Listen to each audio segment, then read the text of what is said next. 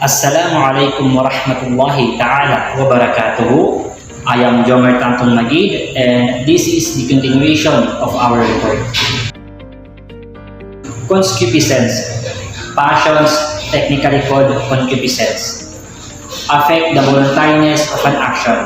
For a man, acting under the influence of a passion would not be acting perfectly of his own free volition. A man in a fit of anger, for instance, is liable to do acts which otherwise he would not do in his right senses. We distinguish between antecedent and consequent concupiscence. The former is the type of concupiscence which occurs in us spontaneously without our stimulating it. The latter one arises at the command or continues with the consent of the will. The first impulse is not free and consequently not imputable to us. In as far as concupiscence impels the will, it restrains our liberty and thus lessens our responsibility. Principle: antecedent concupiscence lessens but does not remove voluntariness and responsibility. Consequent concupiscence neither lessens nor destroys responsibility. Fear and violence. Moral principles. Number 1. When we act because of fear, our will is dragged along, so to say, and so its freedom is restricted and our responsibility is diminished correspondingly. Great fear sometimes exempts a person from acts enjoyed by positive law or the laws of the state. Number 2. Violence is an impulse from without tending to force the agent to act against his will. The principle of coercion. Active and passive principle of violence. Closely connected with the moral principle of the twofold effect of the moral principle involving coercion, which may be stated briefly in this form. Under certain conditions, it is morally right to use force or employ violence in defense of certain basic rights, even if by the employment of such force or violence certain evil effects or effects may follow, such as the death of the aggressor. This moral principle is justified on the following grounds. Number 1. Man as a person possesses certain fundamental rights. Number 2. The existence of a right of one entails a corresponding duty on others to respect this right. Number 3.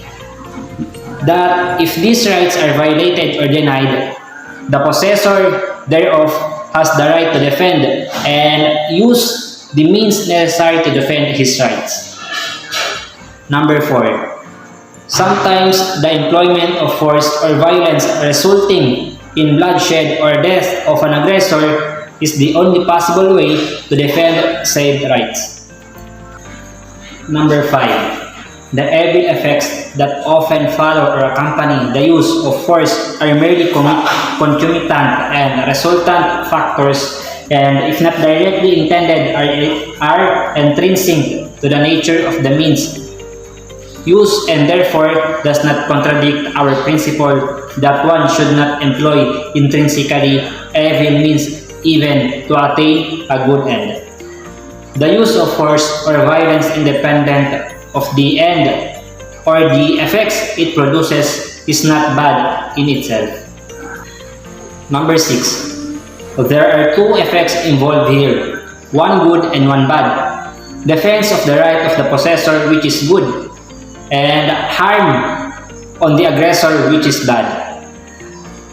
And hence to do an act which brings about these two effects may be justifiable under the conditions provided in the principle of the twofold effect. Number 7. This is likewise on consonance with the morally sound principle that if one had to choose between two evils, one should choose the lesser. Herein, the evil effects of defensive acts are less than the evil effects of offense. Offense justifies defense as long as no greater harm be inflicted than what is necessary for defense, according to the morally established principle of the twofold effect. In short, the justification of the use of violence springs from the principle that the possession of a right naturally includes the right to defend such right. Right without power to defend itself is dead. Violence and habit.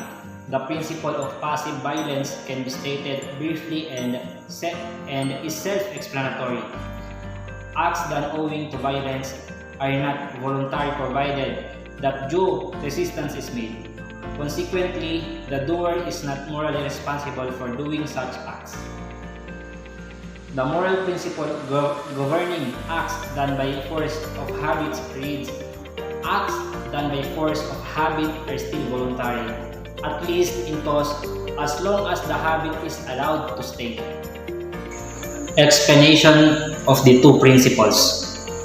Number 1. When we are forced to do things or acts entirely against our will, then obviously our acts are not voluntary and hence we are not responsible. Therefore, provided due resistance is made. The resistance should be present throughout the whole act. Lack of will or effort to offer adequate resistance and disapproval may render the act voluntary, albeit minimally. Number 2. Reacts done by force of habit, there is still voluntariness on the part of the doer and he is responsible for the same if he will fully develop the habit and makes no effort to overcome the same. Whatever therefore flows or follows from the habit which the doer initially entertained and allowed to become a part of him is still voluntary on the part of the doer. That's all. Thank you.